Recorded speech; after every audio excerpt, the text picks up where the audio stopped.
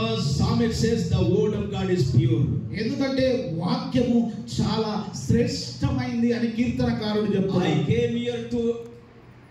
I came here not to add anything in the word of God. ఈ వాక్యంలో ఏదో కలిపి మీకు చెప్పడానికి నేను రాలే.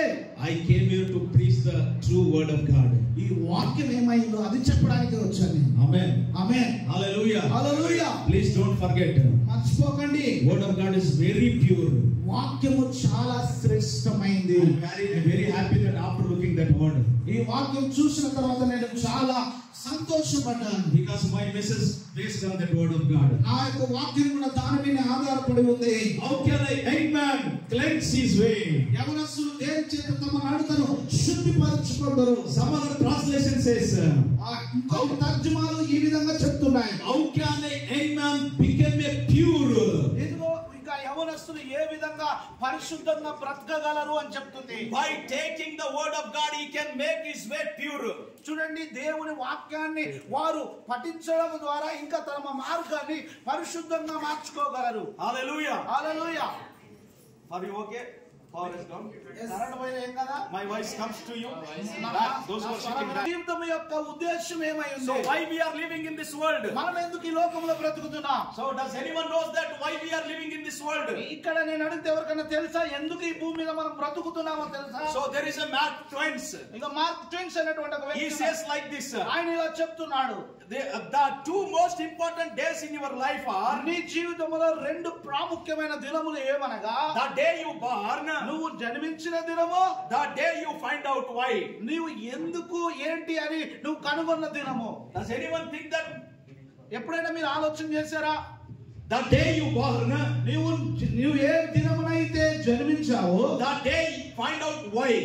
ఎందుకు జన్మించావు అనేది. How many of you celebrate your birthdays? ఎంతమంది బర్త్డేలు సెలబ్రేట్ చేసుకుంటారు? Please. చేయి పైకెత్తండి. How many of you? పుట్టినరోజులు చేసుకుంటారు, అందరూ చేయి పైకెత్తండి. If someone did not greeted their birthday, they will feel sad. ఎవరైనా మన బర్త్డే హ్యాపీ బర్త్డే అని చెప్పలేదు అనుకో, ముఖమంతా మార్చుకొని ఎక్కడో పెట్టుకుంటారు అందరూ. Because you know that, hey, I am born this day. నేను ఈ రోజు పుట్టినా. You know the day. Which day you born? మీకు తెలుసు, మీరు ఏ రోజు జన్మించారో మీకు తెలుసు.